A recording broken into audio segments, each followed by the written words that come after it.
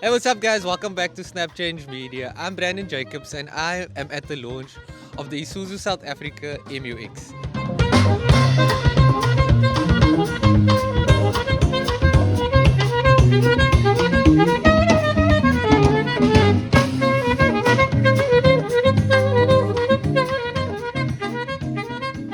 It is the 2025 updated second generation MU-X.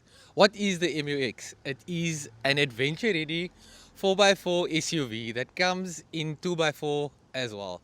Pricing starts at 750,000 Rand and goes up to 1 million Rand for the top spec derivative, which is the model that we're having a look at over here. The top spec is called the Onyx XT, and it is distinguished by the blacked out grille and gloss black accents around the fog lights and along the side over the wheel arches.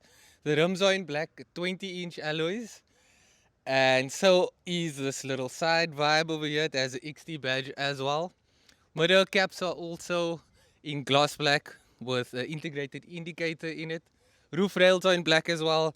The side steps are in black. They are plastic though, but they look very good. Like I said, the Onyx will set you back 1,200,000 Rand, but with that, you get in all the features.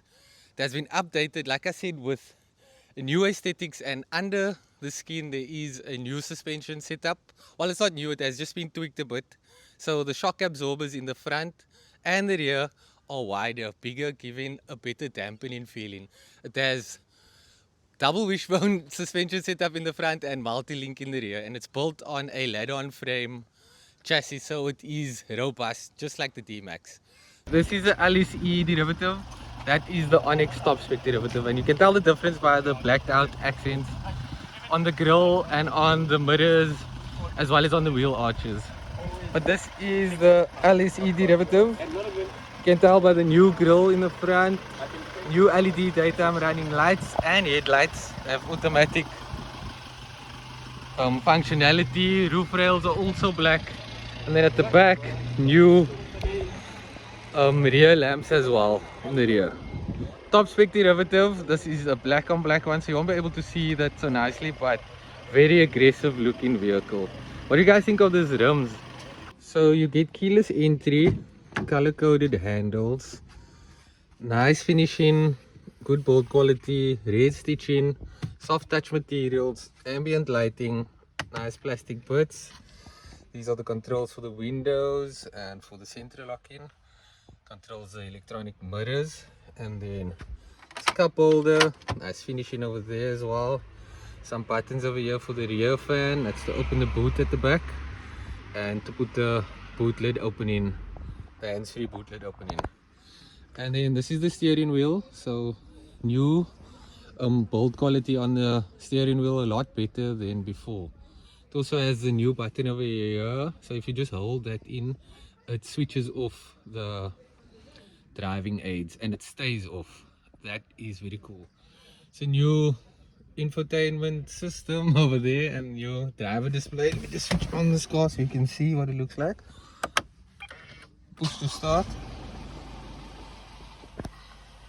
Yeah, so that's new, and that's new as well. New buttons, easier to control. And then there was like another cubby over here that's also been deleted, and that has been in its place, put in its place. Soft touch materials, ambient lighting over there, dual zone climate control, 2 USB connectivity, and then heated seats but no wireless charging.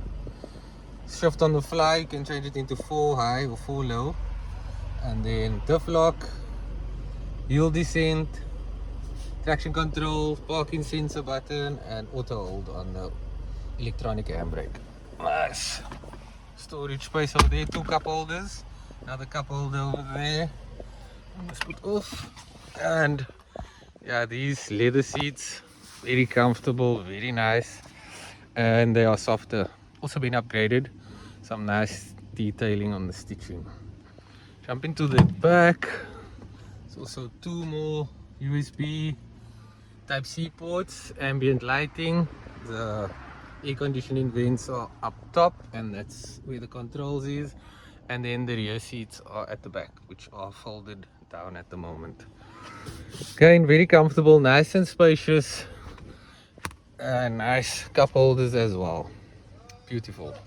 So welcome to the inside of the updated Isuzu MU-X. It's a 2025 model and it has been refreshed, rejuvenated and updated with a new suspension setup that really feels plush. I could immediately feel it when I stepped inside the vehicle.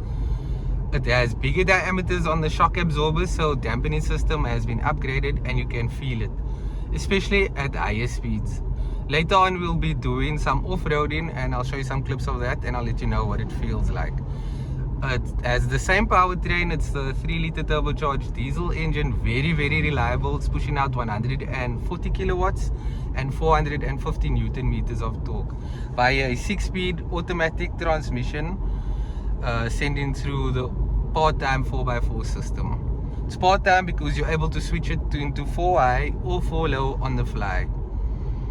4 low, that means it has a low range gear casing system as well, so that's for crawling on extreme 4x4ing. There's also a diff lock for the rear.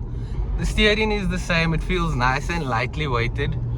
I like that, I'm quite fond of it. And you're able to switch off the ADAS by holding this button in, so that will put off the lane keep assist and all of that. Let's see, no, it's this one. There we go, it's off now. New infotainment screen, I like that. Shows you quite a bit more information than before. Apple CarPlay, Android Auto, all of that is still connected there. It has a nice sound system and it bangs very nice and clear. It's not like a name brand or anything, but it does sound very nicely. Very nice. It's, yeah, well tuned. And then back to the driving. This overtake, see, nice and responsive for overtaking, confidence, steering input as well. Just a comfortable drive, even though we are driving on those massive 20-inch alloys, which I would not option for, but it does come with this car. And if you're going for the top spec, I'm sure you're looking for that curb appeal, you want all that extra features, and the new MU-X doesn't disappoint on that front. Black roof liner as well, no sunroof yet. Maybe with a new model we'll get that, but it's not really necessary. I've been noticing that people are shifting away from sunroofs. They just have a glass screen now and that doesn't open. Not too sure what the South African market feels about that, but global market, that's what customer feedback is telling us.